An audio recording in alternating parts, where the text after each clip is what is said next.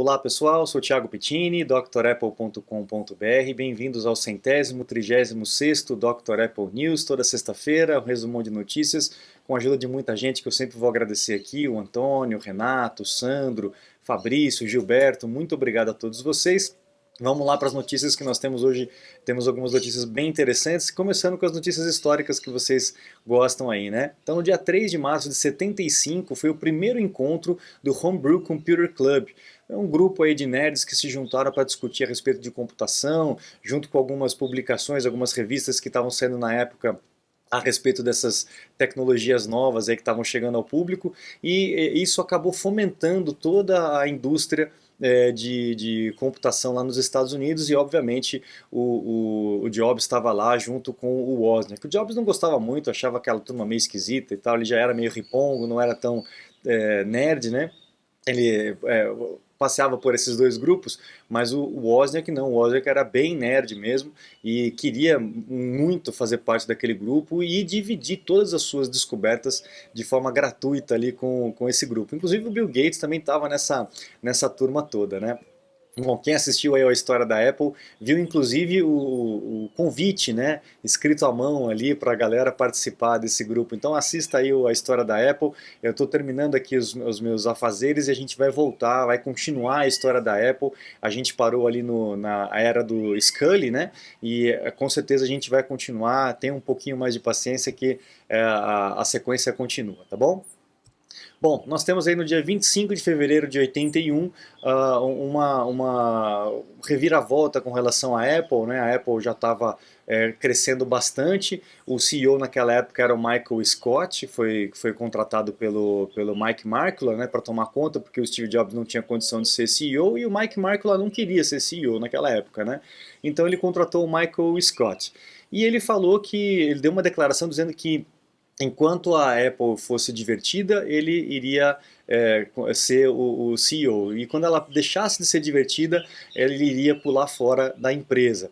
Mas aí ele mudou a declaração dele, ele falou que quando a Apple deixar de ser divertida, eu vou começar a demitir todo mundo até que ela se torne divertida de novo. Então houve uma onda de demissões muito grande, porque a Apple cresceu de uma forma muito rápida, né?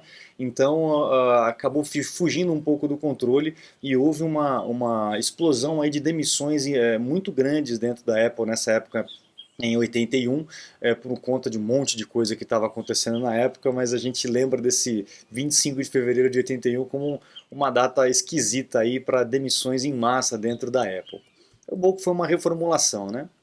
Aí mais para frente tivemos o anúncio do Macintosh, né? Lá em 87, 84 foi anunciado o Macintosh, em 87 a Apple lança aqui o Macintosh 2, né? Completamente reformulado, o monitor destacado da CPU, a CPU horizontal, né? E aí a gente começou a ter essa era de computadores no jeito que a gente conheceu ali na década de 80, final da década de 80, década de 90, né? Então é uma máquina muito mais potente do que o Macintosh o 1 e o Macintosh 512K, né? E que pavimentou o caminho aí para essas máquinas novas. Para vocês terem uma ideia, na próxima notícia, que é a que eu vou trazer aqui para vocês, essa aqui, ó, 91, ó, 1º de março de 91. O primeiro Macintosh tinha sido lançado em 84. Em 91, a Apple ainda vendia o Apple II. O Apple II talvez tenha sido o produto de maior sucesso, o produto sem tantas modificações, né? Tá tudo bem, vamos tirar o iPhone, mas o Apple II durou de 84, quase uma década, né? 84 até 91, até um pouquinho depois, ainda estava dentro de escolas, dentro de unidades de pesquisa. O Apple II realmente foi uma revolução e foi o grande pagador das contas da Apple e o que fomentou todo o resto do desenvolvimento dos equipamentos da Apple. Então, por conta desse sucesso do equipamento do Apple II, lá em 91, quando já tinha o Macintosh, eles lançaram o Apple IIe Card. Então era um cartão, era uma placa que você instalava no Mac, um periférico de US$ 199, que permitia você rodar o sistema lá anterior, o sistema do Apple II. Então imagina a gente tendo um Mac hoje, né, pagando US$ 200 para inserir um periférico na máquina, um hardware na máquina, para poder rodar um sistema de 10 anos atrás. Olha só como é que era naquela época. E como as coisas andavam mais lentas, né, e hoje estão mais rápidas, essas modificações todas, né? A gente sente até, inclusive, que a indústria deu uma desacelerada, né, com relação a essas modificações tão bruscas de um ano para o outro. Você vê que a Apple não faz mais tanta modificação no próprio equipamento, no design do equipamento e no próprio sistema operacional. As mudanças são agora um pouquinho mais lentas, até para poder dar um pouco de respiro e não matar o lançamento anterior, né? De um ano para o outro eles já estavam assassinando o lançamento anterior. Então, olha só como é que as coisas aconteceram naquela época de uma forma muito mais lenta, né? Interessante. A gente também tem aí em 28 de fevereiro de 2006, um pouco mais para frente, na verdade bem mais para frente, o lançamento do Mac Mini já com processador Intel. Essa revolução que nós estamos vivenciando agora de deixar de utilizar Intel para usar o Apple Silicon, e muita gente está enfrentando dificuldade, o que é normal, a gente passou de uma forma muito pior, mas muito pior, antigamente, lá na década de 2000, no começo dos anos 2000, né, para poder mudar do PowerPC para o Intel. E aí a gente tem o lançamento do Mac Mini Intel, o que possibilitou a gente colocar o Windows na máquina e tudo mais, né, e, óbvio, ajudou pra caramba a Apple a ganhar mercado. Só que a gente percebeu aí que existem tecnologias melhores, no caso do chip da própria Apple, feito pela TSMC, que está mostrando ser algo absurdo, né? Um leap, um ganho absurdo, um salto absurdo de tecnologia da Intel para o que nós temos hoje, né? Quem tem máquinas com o chip da Apple já sabe, já percebe a diferença de performance, de eficiência energética, temperatura e tudo mais. Então não tem jeito, não tem caminho de volta, né? Bom, agora as notícias seculares, a gente tem aí o evento da Apple, né, o evento marcado para o dia 8 de março, na parte da tarde aqui no Brasil, e às 8 horas da noite eu estarei ao vivo aqui para poder comentar os lançamentos. Tiago, o que vai lançar nesse evento da Apple? A gente não sabe exatamente, né, são só rumores, mas a gente espera aí um iPhone SE, com talvez a tecnologia 5G, a gente espera Apple Watch novos, né, uma nova série de Apple Watch, talvez a apresentação dos sistemas novos, né, não sei se vai ser agora ou se vai ser lá para WWDC, dos sistemas operacionais, e quem sabe os Macs, né? Talvez venha um iMac novo, né? Porque a gente ainda tem um iMac de 27 polegadas com processador Intel, a gente ainda tem o Mac Pro com processador Intel, então são duas máquinas que ainda faltam terem os seus processadores alterados, modificados, e também a gente tem o Mac Mini, que está esperando uma reformulação, e o MacBook Air também, que está esperando uma reformulação de design. Então se você está querendo comprar um MacBook Air, e não quer comprar o modelo atual, espera um pouquinho, porque a gente tem fortes indícios que o MacBook Air vai ser reformulado ainda esse ano. O MacBook Air, o Mac Mini, o iMac maior, um iMac profissional provavelmente, e o Mac Pro também deve estar ganhando aí o processador da Apple. Inclusive, o lema deles aí, do Peak Performance, já está dizendo com relação à performance. Provavelmente um processador, o M2, o M1X, enfim, M1X2, a gente nunca sabe como a Apple vai chamar, né? O departamento de marketing aí criativo deles, né? Então vamos aguardar, dia 8 de março vai ter o anúncio, e no dia 8 de março mesmo, às 8 horas da noite, aqui no YouTube eu estarei ao vivo, eu vou postar aí nas redes sociais a artezinha do convitinho e tal, para vocês ficarem atentos. Grava a data e a gente vai bater aquele papo legal de noite com vocês, tá bom? Ah lá, o Gurman está dizendo exatamente sobre o Apple Watch nessa notícia, né? Dizendo que talvez tenham 3 modelos de Apple Watch, a novidade seria um terceiro modelo focado para exercícios de alta performance, de alto impacto, talvez um Apple Watch um pouco mais resistente, né? Porque a gente sabe que ele é tão bonito, tão delicado, né? A gente tem medo de bater, arranhar, e qualquer coisa acaba mesmo machucando o Apple Watch, a gente fica com aquela dor no coração e no bolso também. Então talvez venha aí um Apple Watch específico para esportes extremos. E talvez venha um anúncio aí de um sistema operacional novo, o WatchOS novo, com algumas métricas bem específicas para medição de atividade. A gente não espera muitos recursos novos, como por exemplo o medidor de pressão arterial, talvez venha, mas a gente ainda não tem certeza. E aquele recurso de medição de açúcar no sangue, de glicose, provavelmente não vem, tá? Os rumores diminuíram, arrefeceram, e talvez venham venha mais para frente esse recurso aí. A gente até falou a respeito de um sensor de pressão, né, na semana passada, que pode ter a ver com o anúncio dessa próxima semana, tá? Você está desperdiçando seu iPhone, iPad, Mac? Ganhe tempo e produtividade com nossos cursos. Você vai aproveitar melhor seu Apple. Matricule-se em drapple.com.br. Bom, a gente prometeu aqui, né, numa notícia, e agora é oficial, a Apple consegue realmente arrumar o Face ID, se tiver com algum problema, sem trocar o aparelho novo. Não sei se isso é bom para o usuário, eu acho que não, né?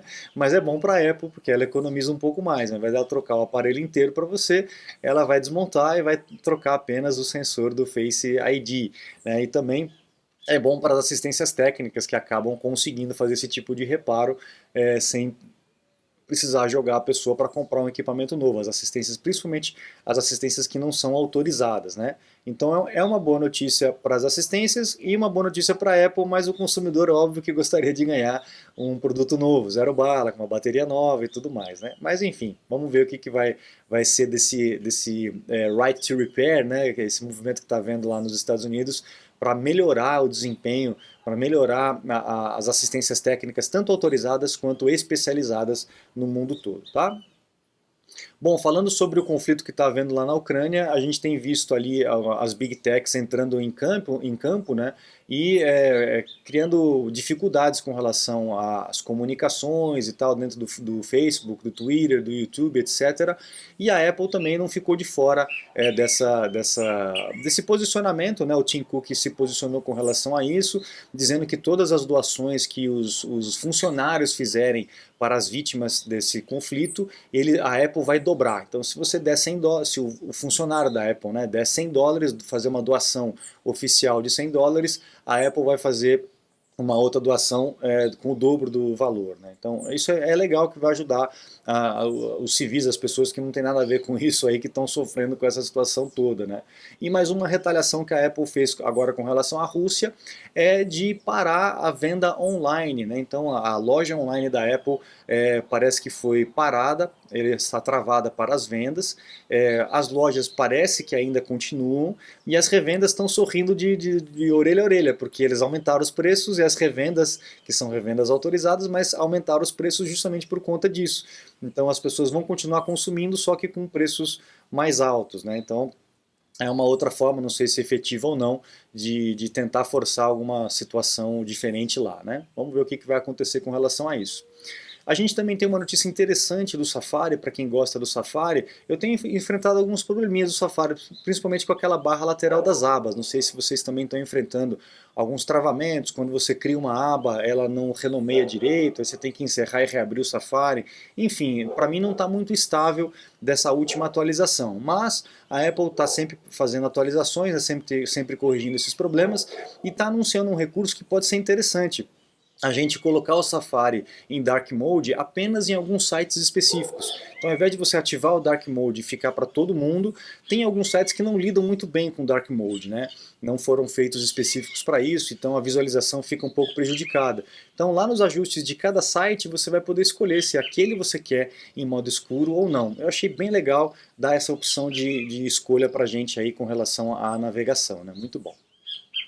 Bom, seguindo também aí a esteira do Dropbox, que já lançou um aplicativo específico feito para Apple Silicon, a Microsoft também atualizou o seu OneDrive, né, antes tarde do que nunca, porque muita gente usando o OneDrive, usando as máquinas novas da Apple, estavam tendo problemas com relação à sincronização dos arquivos, algo que é essencial para funcionar, ainda mais quem trabalha com isso, né? Então muita gente enfrentando dificuldade.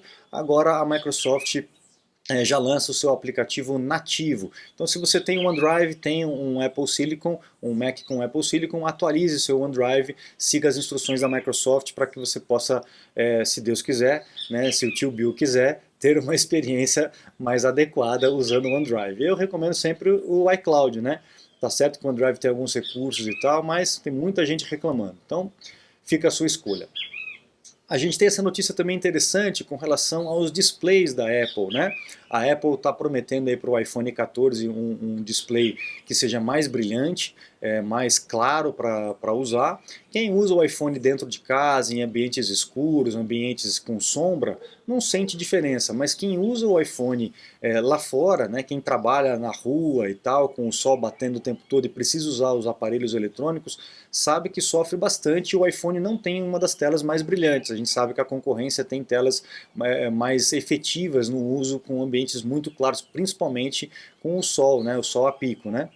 E a Apple está trabalhando justamente para poder melhorar essa questão, fazendo um display com um produto, né, um insumo diferenciado para melhorar essa questão do brilho do display, o que seria muito bem-vindo, tomara que não gaste tanto bateria, né, não seja mais um vilão da bateria, porque a gente sabe que quando a gente aumenta o brilho, vai gastar mais bateria do seu iPhone. Legal?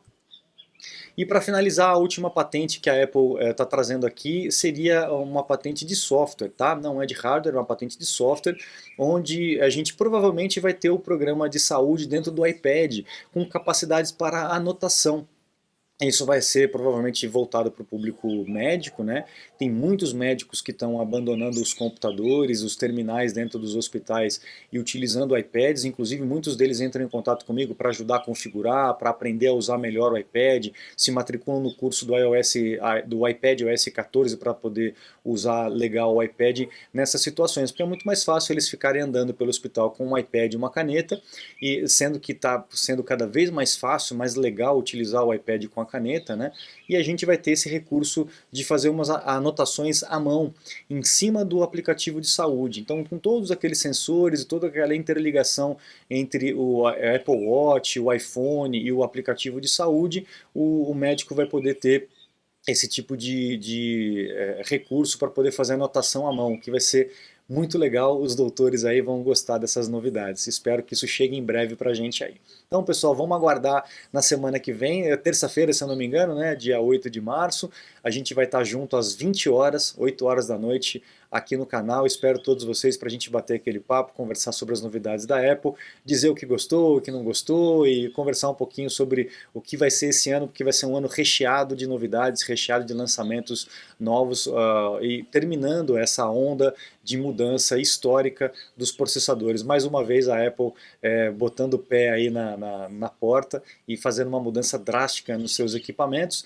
Graças a Deus essa transição tem sido muito mais suave do que foi no ano passado. Eu sei que tem muita gente sofrendo, muita gente reclamando, mas se a gente lembrar lá no começo dos anos 2000, realmente foi muito mais difícil naquela época do que está sendo agora. Está sendo bem planejado, está sendo muito mais tranquilo. Legal? Espero que a indústria se adapte rápido, né? Porque a gente vê alguns aplicativos demorando bastante tempo para poder se atualizar e é justamente por conta disso que algumas pessoas acabam se atrapalhando, tendo dificuldades, mas aí tem que forçar o desenvolvedor. Mande e-mail, reclame, né, com o seu desenvolvedor de aplicativo, ou então mude de aplicativo, use um outro aplicativo similar que te atenda e que rode bem nos equipamentos até que eles se adequam, né? A gente sabe que a melhor forma da gente pressionar um fabricante, um vendedor, é parar de comprar o equipamento, o produto deles, né? Que daí eles sentem no bolso e se mexem para poder se adequar. Legal, pessoal? Então eu fico por aqui. Acessem o site drapple.com.br para vocês conhecerem os cursos completos que nós temos lá, com 2 tipos de acesso. Você pode acessar de forma vitalícia, né? O acesso ilimitado, ou o acesso por 90 dias, e também os meus contatos para um suporte técnico, uma consulta técnica online. Eu fico à disposição de vocês. Muito obrigado, um grande abraço e até a próxima. Tchau, tchau.